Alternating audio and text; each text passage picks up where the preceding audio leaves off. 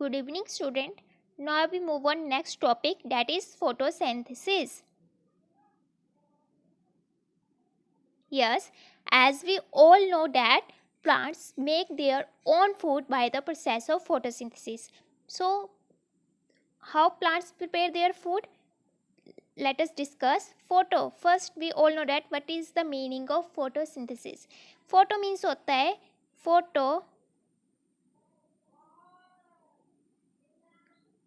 Photo means होता है light. Photo means होता है लाइट और सिंथेसिस का मतलब होता है प्रोडक्शन या फिर कॉम्बिनेशन भी बोल सकते हैं. प्रोडक्शन भी बोल सकते हैं, कॉम्बिनेशन भी बोल सकते हैं. जब प्लांट्स लाइट की प्रेजेंस में क्या करते हैं, अपना खाना बनाते हैं और जब नए एलिमेंट्स आपस में जुड़ते हैं और एक नई चीज़ बनती है, उसे बोलते हैं सिंथेसिस. सिंथेसिस होता है कोई नई चीज़, जब एलिमेंट्स आपस में इकट्ठे हो जाते हैं और नया प्रोडक्ट बनाते हैं, उसे सिंथेसिस बोलते हैं. और फोटो मतलब होता है लाइट. जब प्लांट्स लाइट की प्रेजेंस में अपना खाना बनाते हैं, उसे क्या बोलते हैं, फोटोसिंथेसिस. ओके. अब जो प्लांट्स है, ये प्रोसेस कैसे होते हैं, आइए डिस्कस करते हैं. अब आपको यहाँ पर प्लांट्स दिख रहे हैं. अब हमने क्या कर दिया, प्लांट्स में क्या डाल दिया, हमने पानी डाल दिया. ओके. जैसे कि अगर हमारे मम्मा खाना बना रहे होते हैं, तो खाना बनाने के लिए सबको पानी एसेंशियल है ना, सबके लिए जो वाटर है वो सबके लिए एसेंशियल है. तो पानी हम डालेंगे, तो जब हमने पानी डाला तो वो पानी कहाँ चला जाएगा, पानी को कौन ऑब्जर्व करेगा, सोइल क्या करेंगी, पानी को ऑब्जर्व करेंगी. अब soil transfer this water to roots से जो पानी है, अब रूट्स के पास पानी चला गया. ठीक है. अब रूट्स से पानी कहाँ चला जाएगा, स्टेम में. और जो हमारी स्टेम है वो इस वाटर को पूरे प्लांट्स में क्या करेगी, ट्रांसफ़र कर देगी. अब हमारे घर में खाना कौन बनाता है, हमारे मम्मा. अब प्लांट्स की मम्मा कौन हुए, लीव्स. क्योंकि लीव्स क्या करते हैं, पूरे प्लांट्स के लिए खाना बनाते हैं. तो लीव्स क्या हुए, प्लांट्स की मम्मा हुए. अब मम्मा के पास पानी तो पहुंच गया है. ठीक है. और वो किसने पहुंचाया, स्टेम ने. जैसे हमारे घर नलके से पानी आता है, वैसे ही प्लांट्स में किसके थ्रू पानी आता है, स्टेम के थ्रू. अब पानी तो पहुंच गया. अब पानी के साथ साथ कोई इंग्रेडिएंट्स भी चाहिए. आपको कुछ बनाना है, आपकी मम्मा कोई सब्जी बनाएगी या कोई भी डिश बनाएगी, उसके लिए इंग्रेडिएंट्स भी चाहिए. तो इसमें हमें प्लांट्स को क्या चाहिए, पानी तो मिल गया. और प्लांट्स को क्या चाहिए, कार्बन डाइऑक्साइड. अब जो लीव्स है, कार्बन डाइऑक्साइड कैसे लेंगे. अब जैसे प्रेशर कुकर में खाली होल होता है और उस होल में से हम इंग्रेडिएंट्स डालते रहते हैं, पानी तो डल गया प्लांट्स में. अब ये जो लीव्स होते हैं, इनमें क्या होते हैं, छोटे छोटे छोटे छोटे पोर्स होते हैं. इन पोर्स को क्या बोलते हैं, स्टोमेटा. ये स्टोमेटा क्या काम करते हैं, हेल्प करते हैं गैसेस एक्सचेंज करने में. अब ये जो कार्बन डाइऑक्साइड है, ये आपको पता है, जब हम ब्रीथ करते हैं, इनहेल करते हैं ऑक्सीजन को और एक्सहेल करते हैं कार्बन डाइऑक्साइड को. तो कार्बन डाइऑक्साइड हमारे थ्रू कहाँ पे चली जाएगी, लीव्स में चली जाएगी. और कार्बन डाइऑक्साइड एंटर कहाँ से करेगी, जो लीव्स में छोटे छोटे छोटे पोर्स होते हैं, इनके थ्रू कार्बन डाइऑक्साइड अंदर जाएगी. ठीक है. अब लीव्स को वाटर भी मिल गया, कार्बन डाइऑक्साइड भी मिल गई. अब हमारे लीव्स को क्या चाहिए, अब हमने खाना बनाने के लिए हमारे पास पानी भी हो गया, इंग्रेडिएंट्स भी हो गए. अब हीट की ज़रूरत है. जब खाना पकाते हैं तो हीट की ज़रूरत तो पड़ेगी. तो वो हीट हमें कहाँ से मिलेगी, सनलाइट से. ठीक है. सनलाइट क्या करेंगे, हेल्प करेंगे ताकि हमारा प्लांट क्या कर सके, खाना बना सके.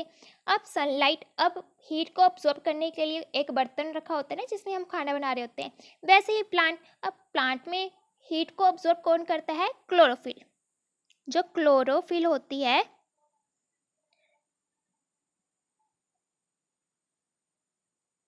जो क्लोरोफिल होती है वो क्या करती है, हीट को अब्जॉर्ब करने का काम करती है प्लांट्स में. ठीक है. अब हीट को ऑब्जर्व करने के लिए क्लोरोफिल है. अब क्लोरोफिल का और क्या काम है, जो क्लोरोफिल होता है वो एक ग्रीन कलर का पिगमेंट होता है, जो क्या करता है, लीव्स को ग्रीन कलर भी प्रोवाइड करता है और सनलाइट को ऑब्जर्व करने का भी काम करता है. ठीक है. अब सनलाइट मिल गई, हीट भी मिल गई. ठीक है. सनलाइट से हीट मिल गई, ऑब्जॉर्व करने को भी पता चलेगा कि लीव्स ऑब्जॉर्व कहाँ करेंगे, क्लोरोफिल के थ्रू हीट को ऑब्जॉर्व कर लेंगे. अब क्या बनेगा, जब बनेगा तो हमारे पास कार्बोहाइड्रेट्स आपने पढ़ा होगा कि ये क्या है, एनर्जी प्रोवाइड करता है. कार्बोहाइड्रेट्स भी बोल सकते हैं और शुगर भी बोल सकते हैं, sugar plus oxygen, oxygen release होगी और ऑक्सीजन क्या करेगी, जो ये आपको लीफ दिखाई दे रहे हैं इन लीफ से ऑक्सीजन हमारे पास कार्बन डाइऑक्साइड इन पोर्स से, स्टोमेटा के जो स्टोमेटा होता है वो छोटे छोटे पोर्स हैं, उनसे कार्बन डाइऑक्साइड अंदर आई और ऑक्सीजन उन छोटे पोर्स से क्या चली गई, बाहर चली गई। और अब लीव्स ने खाना बना लिया है। अब जो लीव्स है, जितनी भी प्लांट के पार्ट्स है, उन सबको क्या करेगा, फूड प्रोवाइड करेगा। तो लीव्स ट्रांसफ़र क्या करेगा, स्टेम को ट्रांसफ़र करेगा फूड को, और स्टेम से फूड कहाँ जाएगा, रूट्स में जाएगा। ठीक है, एक बार मैं आपको लिख के समझा देती हूँ। अब फर्स्ट हमने क्या लिया, फर्स्ट हमने पानी डाला, ठीक है, पानी कहाँ गया, सॉइल में, सॉइल से पानी कहाँ गया, स्टेम में, स्टेम से वाटर कहाँ पे ट्रांसफ़र हुआ, हमारे लीव्स में। अब लीव्स के पास पानी यहाँ से पहुँचा। अब हमारे लीव्स में मैंने बताया कि स्टोमेटा प्रेजेंट होते हैं। ये स्टोमेटा क्या करते हैं, गैसेस एक्सचेंज करने का काम करते हैं। इन होल से क्या जाएगी, कार्बन डाइऑक्साइड जाएगी। ठीक है, अब ये कार्बन डाइऑक्साइड जाएगी तो पानी और कार्बन डाइऑक्साइड जब आपस में मिलेंगे तो हमें हीट कहाँ से मिलेगी, सनलाइट से, सनलाइट से मिलेगी। सनलाइट में हीट कौन ऑब्जर्व करता है, क्लोरोफिल, जो हमारे किस में प्रेजेंट होते हैं, लीव्स में क्लोरोफिल प्रेजेंट होती हैं, जो लीव्स को ग्रीन कलर, ये एक पिगमेंट होता है जो ग्रीन लीव्स को ग्रीन कलर प्रोवाइड करता है। और फिर हमारे यहाँ पे शुगर बन जाएगी, शुगर भी बोल सकते हैं, कार्बोहाइड्रेट्स भी, प्लस ऑक्सीजन, जो ऑक्सीजन है उसे हम ले लेंगे और जो कार्बन डाइऑक्साइड है हम प्लांट्स को कार्बन डाइऑक्साइड देते हैं और प्लांट्स हमें ऑक्सीजन प्रोवाइड करते हैं। ठीक है, तो ये तो मैंने बता दिया पानी कैसे पहुँचता है। अब पानी तो पहुंचा दिया, यहाँ तक सबको समझ में आया। तो स्टेम क्या ट्रांसफर काम करता है, वाटर सेंड करने का काम करता है, और सेकंड फूड ट्रांसफर करने का काम करता है to all parts of plant. जितने भी प्लांट्स के पार्ट्स है उसको खाना कौन पहुंचाता है, स्टेम, और वाटर भी कौन सप्लाई करता है, स्टेम। और खाना कौन बनाते हैं, लीव्स, और in the presence of sunlight. I hope यहाँ तक आप सबको समझ में आ चुका होगा process of photosynthesis. Now listen, leaves are the food factories of plants. अब जो लीव्स है उनको फूड फैक्ट्रीज ऑफ प्लांट्स भी बोला जाता है। ठीक है, जो लीव्स होती हैं वो फूड फैक्ट्रीज होती है प्लांट्स के लिए, क्योंकि वहाँ पे क्या बनता है, खाना बनता है। जहाँ पे क्योंकि लीव्स खाना बनाते हैं इसलिए उनको क्या बोला जाता है, फूड फैक्ट्रीज ऑफ प्लांट्स भी बोला जाता है।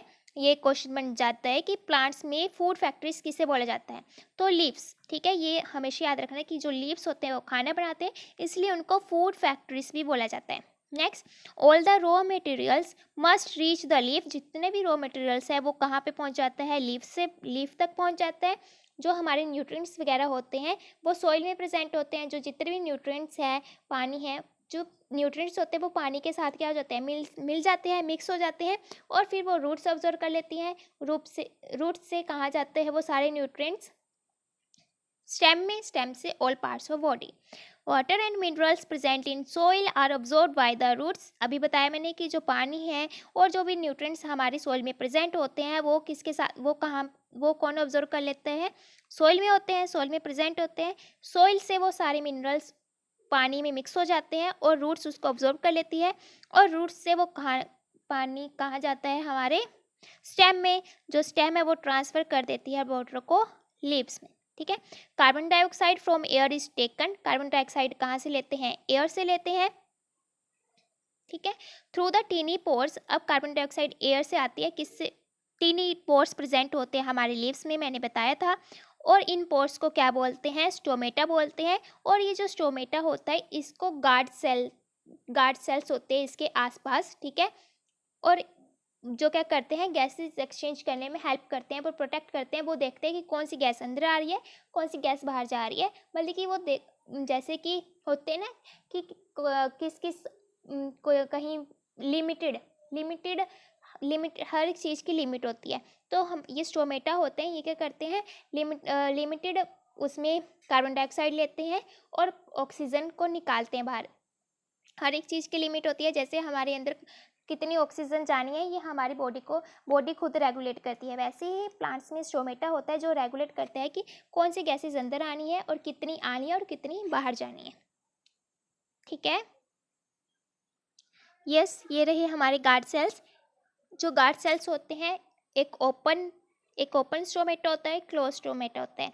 ये गार्ड सेल क्या करते हैं, ओपन और क्लोजिंग का काम भी करते हैं कि जब हमारी प्लांट्स को एक प्रॉपर वे में कार्बन डाइऑक्साइड मिल चुकी है, तब हमारे गार्ड सेल क्या हो जाता है, क्लोज हो जाते हैं। जैसे हमने कुकर में अब पूरे अच्छे से इंग्रेडिएंट्स डाल दिए हैं, हम उसका ढक्कन बंद कर देते हैं ना, अब हमें ज़्यादा उसकी कोई चीज़ की ज़रूरत नहीं है, इसलिए हमने उसको जैसे मसाले वगैरह हमने डाल दिए, लिमिट में डाल दिए, ठीक है, अब हम उसका ढक्कन बंद कर देते हैं। वैसे ही जो स्टोमेटा होता है वो क्या काम करता है, लीव्स को जितनी कार्बन डाइऑक्साइड चाहिए मिल जाती है, जब प्रॉपर उसे एक लिमिट में कार्बन डाइऑक्साइड जितनी उसको नीड है उतनी कार्बन डाइऑक्साइड जब मिल जाती है, तो वो गार्ड सेल क्या कर लेते हैं, स्टोमेटा को क्लोज कर देते हैं और फिर खाना बनना स्टार्ट हो जाता है। प्लांट्स उस कार्बन डाइऑक्साइड का यूज़ अलग अलग जगह यूज़ करते हैं।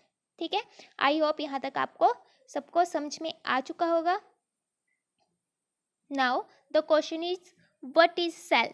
अब जो सेल है, सेल क्या होते हैं ये देखेंगे। अब जो सेल्स होते हैं, ये पूरी जितनी भी हम लिविंग ऑर्गेनिजम्स होते हैं, सबकी बॉडी छोटे छोटे सेल से मिलकर बनी हुई है। ठीक है, जो हमारी बॉडी है वो छोटे छोटे सेल से मिलकर बनी हुई होती है। जैसे कि एक घर ईंटों से बना हुआ होता है, वैसे ही हमारी बॉडी सेल से बनी होती है। जो सेल्स, जैसे हमारा घर ईंटों से बना होता है, ऐसी हमारी बॉडी किससे बनी होती है, सेल्स से बनी होती है। छोटे छोटे लिविंग सेल्स होते हैं। ये लिविंग सेल्स मिलकर क्या बनाते हैं, टिश्यू बनाते हैं। टिश्यू मिलकर क्या बनाते हैं, organs make organ system and organ system make human body. Okay, अब देखो सेल क्या होता है। फर्स्ट ये क्या होता है, न्यूक्लियस। ये क्या होता है, न्यूक्लियस। ये न्यूक्लियस जो होता है ये सेल का ब्रेन होता है। न्यूक्लियस को सेल का ब्रेन कहते हैं। ये जो न्यूक्लियस है जितने भी सेल के फंक्शन है उसको कंट्रोल करने में हेल्प करता है। Cell is a basic and structural unit of life. Structural and functional unit of life बोला जाता है सेल को, आप नेक्स्ट क्लासेस में पढ़ोगे। ठीक है, अब ये क्या होता है, न्यूक्लियस।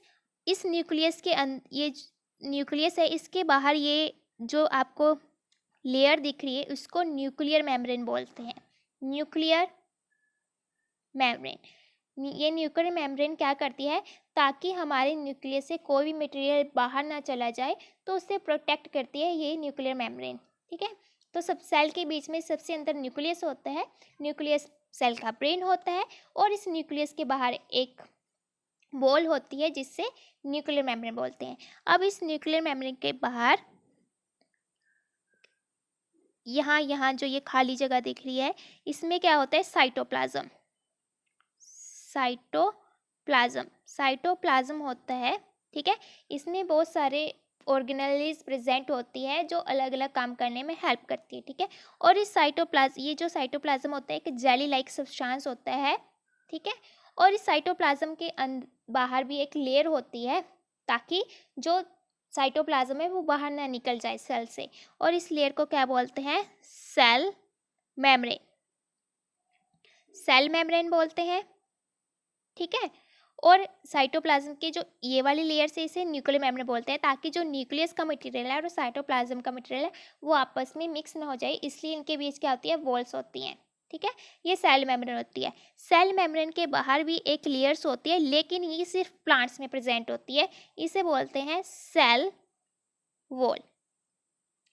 ठीक है, तो सबसे फर्स्ट न्यूक्लियस के बाहर वाली लेयर न्यूक्लियर मेम्ब्रेन, ताकि जो अंदर मटेरियल है वो बाहर के साथ मिक्स ना हो जाए। उसके बाद आता है आपका साइटोप्लाज्म जो जेली लाइक सब्सटेंस है। ठीक है, और ये भी अलग अलग फंक्शन करने में हेल्प करता है। उसके बाद ये साइटोप्लाज्म बाहर ना चला जाए तो इसको किसने कवर कर रखा है, सेल मेम्ब्रेन ने। सेल मेम्ब्रेन के बाहर एक वॉल होती है जिसे सेल वॉल बोलते हैं, और ये सिर्फ जो सेल वॉल है सिर्फ प्लांट्स में प्रेजेंट होती है, एनिमल्स में प्रेजेंट नहीं होती। आई होप यहाँ तक आप सबको समझ में आ चुका होगा। ठीक है, एक बार मैं आपको रीड करके बता देती हूँ। You have seen that buildings are made of bricks, आपने देखा होगा कि जो बिल्डिंग्स होती है वो ईंटों की बनी होती है। Similarly the bodies of living organisms are made up of tiny units called cell, वैसे ही जो ह्यूमन बींग्स हैं उनकी बॉडी किससे बनी होती है, सेल से बनी होती है। Cells can be seen only under the microscope, हम सेल्स को माइक्रोस्कोप के अंडर देख सकते हैं। अलग अलग तरह के सेल्स होते हैं, skin cells. Cells can be seen under the microscope. Some organisms are made up of only one cell. कुछ ऐसे organisms होते हैं जो एक ही टाइप से सेल से बने होते हैं। एक टाइप ऑफ सेल मतलब कि जुड़ी नहीं, उसका मतलब ये नहीं कि एक ही सेल, एक सेल नहीं, एक ही तरह के सेल, मतलब कि एक तरह के बहुत सारे सेल, जैसे कि टाइल लगाते हो ना, वो सेम होती है तो हम बोलेंगे सिंगल सेल। उन टाइल्स मतलब कि सबका कलर सेम होता है तो वो क्या होगी, सिंगल सेल। ऐसे ही जब सेम तरह के सेल आपस में मिलके किसी चीज़ को बनाते हैं उसे बोलते हैं सिंगल सेल। ठीक है। The cell is enclose by the thin outer boundary called cell membrane, अभी मैंने आपको बताया था cell membrane. Most cell have distinct centrally located spherical structure called nucleus, सभी मोस्टली जो सेल है उन सब के पास क्या होता है, न्यूक्लियस, और जो न्यूक्लियस होता है वो सेल का ब्रेन होता है जो हर एक चीज़ को कंट्रोल करता है। The nucleus surrounded by a jelly like substance, nucleus के बाहर क्या होती है, जेली लाइक सब्सटेंस होता है जिसे साइटोप्लाज्म बोलते हैं। ओके, यहाँ तक सबको समझ में आया? Thank you for watching my video. I hope आप सबको यहाँ तक सबको समझ में आया होगा। Thank you.